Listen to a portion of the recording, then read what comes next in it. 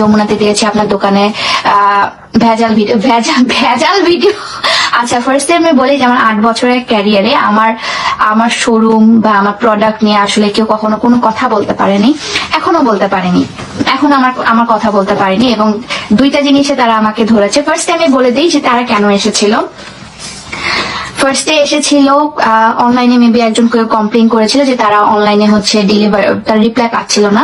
যখন হচ্ছে আমাদের রংপুর শোরুমটা ওপেনিং হয় তখন আসলে সবকিছুই আমাদের পুরো টিমটাই আমরা রংপুরে চলে গিয়েছিলাম, যেহেতু রংপুরে আমাদের গোছানো থেকে শুরু করে রংপুর শোরুম বড় ছিল, সেজন্য আমাদের লোকের প্রয়োজন ছিল। তো আমরা রংপুরে আসলে আমাদের আইটি ডিপার্টমেন্টের যে লোকজন, তারপর মডারেটর প্যানেল থেকে, তারপর শোরুম থেকে আমরা কিছু তুর্য ভাইয়ের আনতে হচ্ছে বলছি।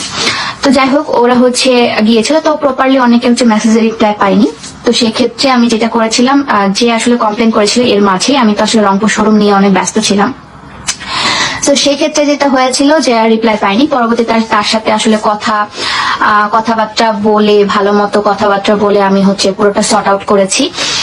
এখন হচ্ছে যে লোকরা এসেছিল সেই লোকরা এসে, হ্যাঁ, যে যারা চলে এসেছে মানে আসছিল ভোক্তা থেকে যারা এসেছিল, ঠিক আছে, তারা আমাকে দেখতে এসেছিল এবং আমাদের কাছে কিন্তু যে ভোক্তা থেকে কিন্তু একটা চিঠি আসে যে আপনার নামে একটা কমপ্লেন করা হয়েছে, এটার একটা চিঠি কিন্তু আসে পোস্ট অফিসের মাধ্যমে। আর আজকেই নাকি হচ্ছে সেটা শুনানিও ছিল 3:17-তে, হ্যাঁ 3:17-তে হচ্ছে সেটা শুনানিও ছিল। ভালো কথা, খুবই ভালো কথা। এটা যে কেউ করতে পারে, এটা সবারই রাইটস আছে, আমারও রাইটস আছে, আপনাদেরও রাইটস আছে। তো যাই হোক, আজকে নাকি শুনানিও ছিল। তো আমি তো ভাই পাইনি, মানে চিঠি পাইনি, তো আমি কিভাবে যাব বা কিভাবে শুনানি না আজকে কি সেটা আমি কিভাবে জানবো, তাই না? আমি তো চিঠি পাইনি। তো যখন তারা এসেছে, এবং তারা এসেছে হচ্ছে 12টার দিকে, আর আমার শুনানি হচ্ছে 3:17-তে, 3 ঘন্টা আগে সে আমার শোরুমে আসছে। এখন আমি শুনানিতে যাব কি যাব না, আমি না গেলে সে আমার এখানে অভিযান চালাতে পারবে বা সামথিং লাইক দ্যাট, কিন্তু সে আসে নাই। সে 12টার দিক এসে হচ্ছে এরকম বলতেছে যে এটার পরিপ্রেক্ষিতে একটা আছে যে নর্মালি সে দেখতে আসছে, আরেকটা আছে যে সে কমপ্লেন পাইছে সেটা পরিপ্রেক্ষিতে সে আসছে। তো পরিপ্রেক্ষিতে তো শুনানিতে 3:17-তেই হচ্ছে আমার শুনানি।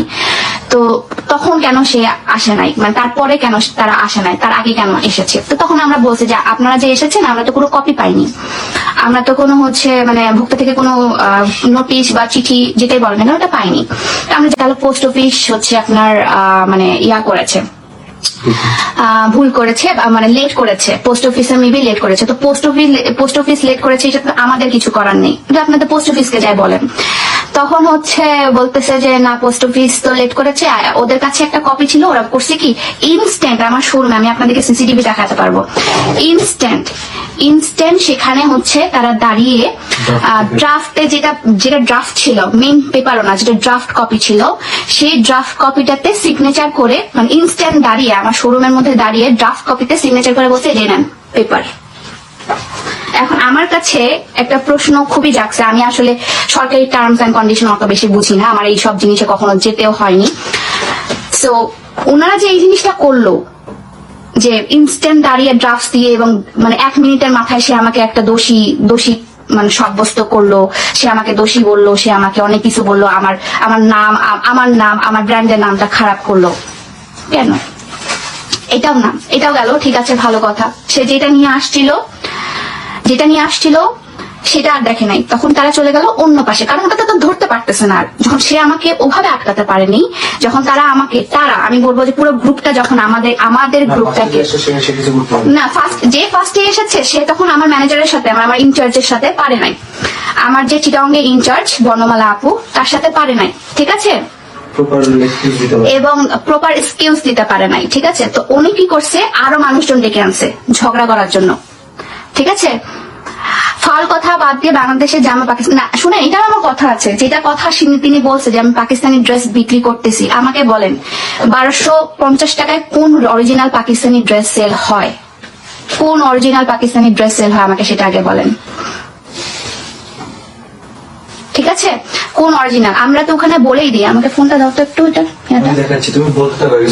ঠিক আছে, স্টোরিটা আমি বলি। তারপর সে যখন এটাতে পারেনি, ও আরো লোকজন ডেকে আনার পর সে যখন হচ্ছে আমাকে আর পারতেছে না, তখন সে আমার পুরো শোরুম ঘাটা শুরু করছে।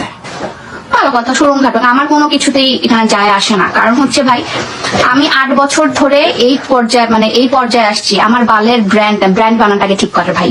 যাই হোক, আমি এই পর্যায়ে আজকে আসিনি, বা 8 দিন ধরে বা 8 মাসে আমার আর্টস অফ পিয়া হয়নি। 8টা বছর আমি এখানে ইনভেস্ট করছি। 8টা বছরে যদি আমি এতটাই ফাউল হইতাম, আমার প্রোডাক্ট এতটাই ফাউল হইতো, বা আমার প্রোডাক্ট যদি এতটাই খারাপ হইতো, আমার কি 8 বছরের ক্যারিয়ার আর থাকতো? বাজারে কত ধরনের কত মানুষজন বিজনেস করতেছে, সেই বিজনেসে আর্টস অফ পিয়ার একটা ব্র্যান্ড বানানো বা হচ্ছে একটা মানুষ টিকে থাকা কতটা পরিমাণে কষ্ট, সেটা হয়তো বা আপনারা যারা